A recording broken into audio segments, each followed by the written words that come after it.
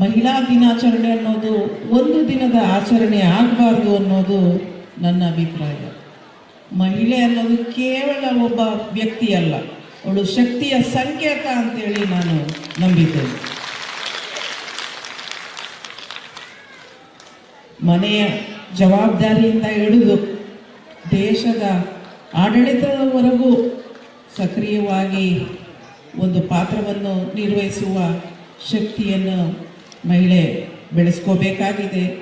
ಹಲವಾರು ಮಹಿಳೆಯರು ಹಲವಾರು ಕ್ಷೇತ್ರಗಳಲ್ಲಿ, ಶಿಕ್ಷಣ ಕ್ಷೇತ್ರದಲ್ಲಿರ್ಬೋದು, ಕ್ರೀಡಾ ಕ್ಷೇತ್ರದಲ್ಲಿರ್ಬೋದು, ವಿಜ್ಞಾನದಲ್ಲಿರ್ಬೋದು, ರಾಜಕೀಯವಾಗಿರ್ಬೋದು, ಎಲ್ಲ ಕ್ಷೇತ್ರಗಳಲ್ಲೂ ಮಹಿಳೆ ಇವತ್ತು ಚಾಪುಗಾಲಗಳು ಹಾಕ್ತಿದ್ದಾಳೆ, ಚಾಪನ್ನು ಮೂಡಿಸ್ತಿದ್ದಾಳೆ. ಅಂದರೆ ತಪ್ಪಾಗಲಾರದು. ಕ್ರೀಡೆಯಲ್ಲಿ ನಾನು ಇತ್ತೀಚೆಗೆ ಗಮನಿಸಿದಂತೆ ಮಹಿಳಾ ಕ್ರಿಕೆಟ್ ಟೀಮ್ ಬಹಳ ಸಕ್ರಿಯವಾಗಿ ಪುರುಷರಿಗೆ ಸಮಾನವಾಗಿ ಅವರು ಒಂದು ಸಾಮರ್ಥ್ಯವನ್ನು ಪ್ರದರ್ಶನ ಮಾಡ್ತಾ ಇದ್ದಾರೆ. ಅದನ್ನು ನೋಡಿದಾಗ ಬಹಳ ಸಂತೋಷ ಆಗುತ್ತೆ. ಕುಮಾರಸ್ವಾಮಿ ಅವರು ನಾನು ಟಿ ವಿಯಲ್ಲಿ ಬರುವಂಥ ಇದನ್ನು ಮ್ಯಾಚನ್ನು ತಪ್ಪದೆ ನೋಡ್ತವೆ, ಮಹಿಳೆಯರು ಒಂದು ಮ್ಯಾಚ್ ನಡಿಬೇಕಾದ್ರೆ. ಹಾಗೆ ಇನ್ನೊಂದು ವಿಷಯ ಅಂದರೆ ಇತ್ತೀಚೆಗೆ ಸಮಾಜದಲ್ಲಿ ನಡೆಯುತ್ತಿರುವ ಬದಲಾವಣೆಗಳನ್ನು ನಾವು ಗಮನಿಸ್ತಾ ಇದ್ದಾಗ ಪೆಟ್ರೋಲ್ ಬಂಕ್ಗಳಲ್ಲಿ ಇತ್ತೀಚೆಗೆ, ನನ್ನದು ಪೆಟ್ರೋಲ್ ಬಂಕ್ ಇದೆ ಇಲ್ಲಿ ಪದ್ಮನಾಭನಗರದಲ್ಲಿ, ಕಂಪನಿಗಳು ಒಂದು ಒಳ್ಳೆಯ ತೀರ್ಮಾನವನ್ನು ತೆಗೆದುಕೊಂಡಿದ್ದಾರೆ. ಅದೇನೆಂದರೆ ಅಲ್ಲಿ ಪೆಟ್ರೋಲ್ ಹಾಕುವಂಥ ಮುಂಚೆ ಅದು ಪುರುಷರಿಗೆ ಮಾತ್ರ ಅವಕಾಶವಿತ್ತು, ಆದರೆ ಈಗ ಮಹಿಳೆಯರಿಗೆ ಅವಕಾಶವನ್ನು ಕೊಟ್ಟಿದ್ದಾರೆ. ಅದಕ್ಕೆ ಕಾರಣ ಏನಂದರೆ ಮಹಿಳೆಯರು ಇನ್ನೂ ಹೆಚ್ಚು ಸಿನ್ಸಿಯರಾಗಿ ಕೆಲಸ ಮಾಡ್ತಾರೆ. ಆದರೆ ಹಾಗೆ ಹಣಕಾಸಿನ ವಹಿವಾಟಲ್ಲೂ ಯಾವುದೇ ಒಂದು ಮೋಸ ಇಲ್ಲದೆ ಕೆಲಸ ನಿರ್ವಹಿಸ್ತಾರೆ ಅನ್ನೋ ಒಂದು ಕಾರಣದಿಂದ ಮಹಿಳೆಯರಿಗೆ ಅವಕಾಶಗಳನ್ನು ಕೊಡಲಾಗಿದೆ.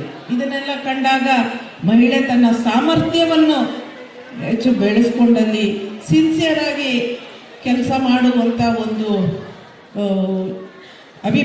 ಒಂದು ಏನು ಹೇಳ್ತಾರೆ, ಒಂದು ಕೆಪಾಸಿಟಿಯನ್ನು ಬೆಳೆಸ್ಕೊಂಡಾಗ ಅದು ಅವಕಾಶಗಳು ತಾನಾಗೆ ಒದಗಿ ಬರುತ್ತೆ. ಆದರೂ ಮಹಿಳೆಯರಿಗೆ ಈ ಸಂದರ್ಭದಲ್ಲಿ ಸಮಾನ ಗೌರವ, ಸಮಾನ ಅವಕಾಶಗಳು ಹಾಗೂ ರಕ್ಷಣೆ ಇವು ಮೂರು ಸಿಗಬೇಕಾಗಿದೆ. ಮಹಿಳೆಯರು ಒಂದು ಜೀವನದಲ್ಲಿ ಅವರು ಮೂರು ತರವಾದ ಜೀವನವನ್ನು ಮಾಡ್ತಾರೆ ಅಂತ ಈ ಸಂದರ್ಭದಲ್ಲಿ ಹೇಳಕ್ ಬಯಸ್ತೇನೆ. ಒಂದು, ಮದುವೆಗಿಂತ ಮುಂಚೆ ಒಂದು ಥರ ಜೀವನವನ್ನು ನಡೆಸ್ತಾ ಇರ್ತೀವಿ. ಮದುವೆ ಆದ ನಂತರ ಅಲ್ಲಿ ಹೋದ ಮನೆಗೆ ಹೊಂದಿಕೊಂಡು ಅದು ಒಂಥರ ಜೀವನ ನಮ್ಮದು. ಅದಾದ ನಂತರ ಮಕ್ಕಳಾದ ನಂತರ ಒಂದು ಥರ ಜೀವನ. ಪುರುಷರಿಗೆ ಒಂದೇ ಥರ ಜೀವನ ಆದರೆ ನಮ್ಮ ಮಹಿಳೆಯರಿಗೆ ಮೂರು ಥರ, ನಾವು ಒಂದೇ ಜೀವನದಲ್ಲಿ ನಾವು ಮೂರು ಥರ ನಾವು ಜೀವಿಸಬೇಕಾಗಿದೆ. ಎಲ್ಲದಕ್ಕೂ ಹೊಂದಿಕೊಂಡು ಹೋಗುವಂಥ ಒಂದು ಸ್ವಭಾವ ಮಹಿಳೆಯರಿಗಿದೆ ಅಂತ ಹೇಳೋದಕ್ಕೆ ಬಯಸ್ತೇನೆ. ಕುಮಾರಸ್ವಾಮಿಯವರು, ಮೊದಲು ನಾನು ಮಾಜಿ ಪ್ರಧಾನಿಗಳ ಬಗ್ಗೆ ಮಾತಾಡ್ತೀನಿ. ಮಹಿಳೆಯರಿಗೆ ಹೆಚ್ಚು ಅವಕಾಶ ಸಿಗಬೇಕು, ರಾಜಕೀಯವಾಗಿ ಮುಂದೆ ಬರಬೇಕು ಮಹಿಳೆಯರು ಅನ್ನೋ ಒಂದು ಅಭಿಪ್ರಾಯನ ನಮ್ಮ ಮಾಜಿ ಪ್ರಧಾನಿ, ನಮ್ಮ ಪಕ್ಷದ ವರಿಷ್ಠರು ಇಟ್ಕೊಂಡಿದ್ದಾರೆ. ಹಿಂದೆ ಅವರು ಮುಖ್ಯಮಂತ್ರಿ ಆಗಿದ್ದಂಥ ಸಂದರ್ಭದಲ್ಲೇ ಲೋಕಲ್ ಬಾಡಿಗಳಲ್ಲಿ ಅವರು ಮಹಿಳೆಯರಿಗೆ ಅವಕಾಶವನ್ನು ಕೊಟ್ಟಿದ್ದಾರೆ. ಆ ಕಾರಣದಿಂದಲೇ ಈಗ ಹಲವಾರು ZPTP ಮೆಂಬರ್ಗಳು ಮಹಿಳೆಯರನ್ನ ನಾವು ನೋಡಬಹುದಾಗಿದೆ. ಅವರು ಒಂದು ವಿಧಾನಸಭೆಯಲ್ಲಿ ಹಾಗೂ ಲೋಕಸಭೆಯಲ್ಲೂ ಸಹ ಮಹಿಳೆಯರಿಗೆ ಅವಕಾಶ ಕೊಡಬೇಕು ಅಂತೇಳಿ ಒಂದು ಆಸೆಯನ್ನು ಇಟ್ಕೊಂಡಿದ್ದಾರೆ. ಅದು ಮುಂದೆ 28ಕ್ಕೆ ಬರುತ್ತೋ ಇಲ್ವೋ ಗೊತ್ತಿಲ್ಲ, 33ಕ್ಕಂತೂ ಬರೋ ಅವಕಾಶ ಖಂಡಿತವಾಗ್ಲೂ ಇದೆ. ಮೋದಿಯವರು ಹಾಗೆ ಅವರು ಸಹ ಈ ಒಂದು ಅಭಿಪ್ರಾಯವನ್ನು ಅವರು ಇಟ್ಕೊಂಡಿದ್ದಾರೆ. ಹಾಗಾಗಿ ಮುಂದೆ ಮಹಿಳೆಯರಿಗೆ ಅವಕಾಶ ಸಿಗೋ ಒಂದು ಚಾನ್ಸಸ್ಸು ಹೆಚ್ಚಿಗೆ ಇದೆ ಅಂತ ಹೇಳ್ಬೋದಾಗಿದೆ. ಹಾಗೆ ನಮ್ಮ ಪಕ್ಷದ ವರಿಷ್ಠರು ಹಲವಾರು ಮಹಿಳೆಯರಿಗೆ ರಾಜಕೀಯವಾಗಿ ಬೆಳೆಸಿದ್ದಾರೆ. ಅವರು ಲೀಲಾವತಿ ಅಮ್ಮನವ್ರು ಕಾಣಲಿಲ್ಲ ಈ ಬಾರಿ. ಲೀಲಾವತಿ ಅಮ್ಮ ಹಲವಾರು ಮಹಿಳೆಯರನ್ನ ರಾಜಕೀಯವಾಗಿ ಬೆಳೆಸಿದ್ದಾರೆ ಅವರು. ಹಾಗಾಗಿ ಅವ್ರಿಗೆ ಆ ಒಂದು ಆಸೆ ಇದೆ, ನಾನು ಮಹಿಳೆಯರನ್ನ ಮುಂದೆ ತರಬೇಕು, ರಾಜಕೀಯವಾಗಿ ಮುಂದೆ ಬರಬೇಕು ಮಹಿಳೆಯರು, ಹೆಣ್ಮಕ್ಳು ಅಂತೇಳಿ ಆಸೆಯನ್ನು ಇಟ್ಕೊಂಡಿದ್ದಾರೆ. ಅದು ಖಂಡಿತವಾಗಲೂ ಮುಂದಕ್ಕೆ ಈಡೇರುತ್ತೆ ಅನ್ನೋ ಒಂದು ನಂಬಿಕೆಯನ್ನು ಇಟ್ಕೊಂಡಿದ್ದೇನೆ. ಸನ್ಮಾನ್ಯ ಕುಮಾರಸ್ವಾಮಿ ಅವರು ಮುಖ್ಯಮಂತ್ರಿ ಆಗಿದ್ದಂಥ ಸಂದರ್ಭದಲ್ಲಿ ಅವರು ಹಲವಾರು ಮಹಿಳೆಯರಿಗೆ ಅನುಕೂಲವಾಗುವಂಥ ಹಲವಾರು ಕಾರ್ಯಕ್ರಮಗಳನ್ನ ನೀಡಿದ್ದಾರೆ. ಮೊದಲೇ ಬಾರಿಗೆ ಅವರು ಮುಖ್ಯಮಂತ್ರಿ ಆದಾಗ ಅವರು ಮಹಿಳೆಯರಿಗೆ ಭಾಗ್ಯಲಕ್ಷ್ಮಿ ಬಾಂಡ್ ಯೋಜನೆ, ಆ ಪೆನ್ಷನ್ಗಳನ್ನು ಹೆಚ್ಚಿಗೆ ಮಾಡಿರುವಂಥದ್ದು, ಹಾಗೆ ಒಂದು ಲಾಟ್ರಿ ನಿಷೇಧ ಇರ್ಬೋದು, ಹಾಗೆ ಸಾರಾಯಿ ನಿಷೇಧ ಇರ್ಬೋದು, ಇದೆಲ್ಲ ಮಹಿಳೆಯರಿಗೆ ಅನುಕೂಲ ಆಗುವಂಥ ಕಾರ್ಯಕ್ರಮಗಳು. ಇನ್ನೂ ಹಲವಾರು ಕಾರ್ಯಕ್ರಮಗಳನ್ನು ನೀಡಿದ್ದಾರೆ ಅವರು. ಮುಂದೆ ಅವರು ಪಂಚರತ್ನ ಯೋಜನೆ ಅನುಷ್ಠಾನಗೊಳಿಸಬೇಕು ಅಂತ ಏನು ಅಭಿಪ್ರಾಯ ಇಟ್ಕೊಂಡಿದ್ರು, ಆದರೆ ನಮ್ಮ ಜನತೆ ಅದನ್ನು ಅರ್ಥ ಮಾಡಿಕೊಳ್ಳಿಲ್ಲ. ಅದನ್ನು ಜನತೆಗೆ ಈಗ ಅರ್ಥ ಮಾಡಿಸ್ಬೇಕಾಗಿದೆ. ಬರೀ ಗ್ಯಾರಂಟಿ ಯೋಜನೆಗಳಿಂದ ಇದು ನಾನು ಮಾತಾಡ್ಬೋದು ಇಲ್ವೋ ಗೊತ್ತಿಲ್ಲ, ಆದರೂ 2,000 ರೂಪಾಯಿಯಲ್ಲಿ ಏನು ಜೀವನ ಕಳೆದು ಹೋಗೋದಿಲ್ಲ. ಮಕ್ಕಳಿಗೆ ಒಳ್ಳೆ ಎಜುಕೇಷನ್ ಸಿಗಬೇಕಾಗಿದೆ. ಗ್ರಾಮೀಣ ಭಾಗದಲ್ಲೂ ಮಹಿಳೆಯರಿಗೆ, ಹೆಣ್ಣು ಮಕ್ಕಳಿಗೆ ನಮ್ಮ ಮಕ್ಕಳಿಗೆ ಒಳ್ಳೆ ಎಜುಕೇಷನ್ ಸಿಕ್ಕಿದ್ರೆ ಅವ್ರಿಗೆ ಒಳ್ಳೆ ಕೆಲಸ ಕಾರ್ಯಗಳು ಸಿಗ್ತವೆ ಮುಂದಕ್ಕೆ. ಹಾಗಾಗಿ ಅದು ಒಂದು. ಜೊತೆಗೆ ಹಾಸ್ಪಿಟ್ಲ್ಗಳು ಅಷ್ಟೇ, ಒಳ್ಳೆ ಟ್ರೀಟ್ಮೆಂಟ್ ಸಿಗುವಂಥ ಹಾಸ್ಪಿಟ್ಲ್ಗಳಲ್ಲೂ ಒಂದು ಜಿಲ್ಲಾ ಮಟ್ಟದಲ್ಲಿ, ತಾಲೂಕು ಮಟ್ಟದಲ್ಲಿ ಆದರೆ ಜನರಿಗೆ ಅನುಕೂಲ ಆಗುತ್ತೆ ಅನ್ನೋ ಒಂದು ಅಭಿಪ್ರಾಯ ಇಟ್ಕೊಂಡು ಪಂಚರತ್ನ ಯೋಜನೆ ಅಂತ ಏನು ರೂಪಿಸಿದ್ರು, ನಮ್ಮ ಜನತೆ ಆ ತಾತ್ಕಾಲಿಕವಾಗಿ ಏನು ಉಪಯೋಗ ಸಿಗುತ್ತೆ 2,000 ರೂಪಾಯಿ, ಅದ್ರ ಬಗ್ಗೆ ಹೆಚ್ಚು ಗಮನ ಕೊಟ್ಟರು. ಆದರೂ ಅವ್ರಿಗೆ, ನಮ್ಮ ಮಹಿಳೆಯರಿಗೆ, ನಮ್ಮ ಒಂದು ಗ್ರಾಮೀಣ ಭಾಗದಲ್ಲಿರುವ ಮಹಿಳೆಯರಿಗೆ ತಿಳುವಳಿಕೆಯನ್ನು ಮೂಡಿಸಬೇಕಾಗಿದೆ. ಈ ಸಂದರ್ಭದಲ್ಲಿ ಅವರಿಗೆ ಮುಂದಿನ ಟೆಂಪ್ರರಿ ಆಗಿರುವಂಥ ಬರೀ ಯೋಜನೆಗಳನ್ನು ಬಿಟ್ಟು ಪರ್ಮನೆಂಟ್ ಆಗಿ ಸೊಲ್ಯೂಷನ್ ಸಿಗುವಂಥ ಒಂದು ಯೋಜನೆಗಳಿಗೆ ಹೆಚ್ಚು ಮಾನ್ಯತೆ ನೀಡಬೇಕು ಅಂತೇಳಿ ಅದರಲ್ಲೂ ನಮ್ಮ ಗ್ರಾಮೀಣ ಭಾಗದಲ್ಲಿರುವ ಮಹಿಳೆಯರಿಗೆ ತಿಳುವಳಿಕೆ ಮೂಡಿಸಬೇಕಾಗಿದೆ. ಅದು ನಾನು ಇಲ್ಲಿ ನೆರೆದಿರುವ ಎಲ್ಲ ನಮ್ಮ ಪಕ್ಷದ ಮಹಿಳಾ ನಾಯಕಿಯರಿಗೆ ನಾನು ಕೈ ಮುಗಿದು ಮನವಿ ಮಾಡ್ತೇನೆ. ದಯವಿಟ್ಟು ಎಲ್ಲ ನಮ್ಮ ಮಹಿಳೆಯರಿಗೆ, ಗ್ರಾಮೀಣ ಭಾಗದಲ್ಲಿರುವ ನಮ್ಮ ಮಹಿಳೆಯರಿಗೆ ಈ ಒಂದು ತಿಳುವಳಿಕೆಯನ್ನು ಮೂಡಿಸುವ ಕಾರ್ಯ ನಿಮ್ಮಿಂದ ಆಗಬೇಕಾಗಿದೆ. ನಾನು 2 ವಿಷಯಗಳನ್ನು ಈಗ ಪ್ರಸ್ತಾಪ ಮಾಡೋದಕ್ಕೆ ಇಷ್ಟಪಡ್ತೇನೆ. ಒಂದು, ಕುಮಾರಸ್ವಾಮಿಯವರು ಹೊಸದಾಗಿ ಏನು ಫ್ಯಾಕ್ಟ್ರಿಯನ್ನು ಪ್ರಾರಂಭಿಸೋದಕ್ಕೆ ಅವರು ಪ್ರಯತ್ನವನ್ನು ಮಾಡ್ತಾ ಇದ್ದಾರೆ. ದಯವಿಟ್ಟು ಅದರಲ್ಲಿ ಮಹಿಳೆಯರಿಗೆ ಹೆಚ್ಚು ಅವಕಾಶವನ್ನು ಕೊಡಿ ಆ ಫ್ಯಾಕ್ಟ್ರಿಯಲ್ಲಿ ಅಂತ ನಾನು ನಿಮ್ಮ ಎಲ್ಲರ ಪರವಾಗಿ ನಾನು ಅವರಲ್ಲಿ ಮನವಿ ಮಾಡ್ತೇನೆ. ಹಾಗೆ ಇನ್ನೊಂದು ವಿಷಯ ಏನಂದರೆ, ನಮ್ಮ ಪಕ್ಷದ ವರಿಷ್ಠರಲ್ಲಿ ನಾನು ಮನವಿ ಮಾಡೋದಕ್ಕೆ ಇಷ್ಟಪಡ್ತೇನೆ.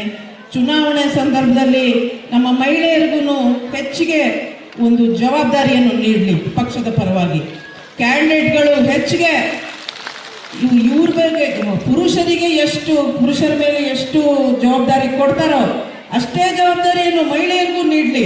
ಅವ್ರ ಸಾಮರ್ಥ್ಯವನ್ನು ಪರೀಕ್ಷೆ ಮಾಡಲಿ, ಒಂದು ಬಾರಿ ಪರೀಕ್ಷೆ ಮಾಡಲಿ.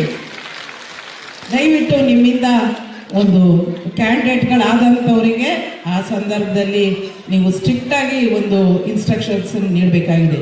ಇದು 2 ಮನವಿಯನ್ನು ನಾನು ಮಾಡೋದಕ್ಕೆ ಇಷ್ಟಪಡ್ತೇನೆ.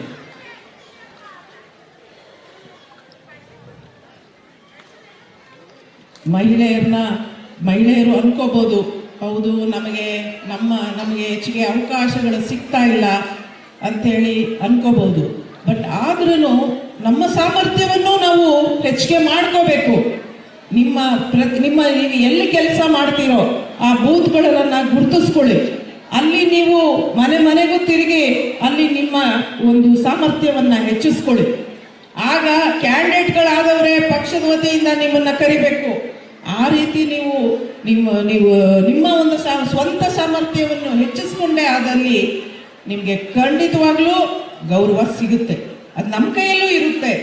ನಾವು ಹೆಚ್ಚಿಗೆ ಶ್ರಮ ಹಾಕಿ ಅದನ್ನು ಪಡ್ಕೋಬೇಕಾಗಿದೆ.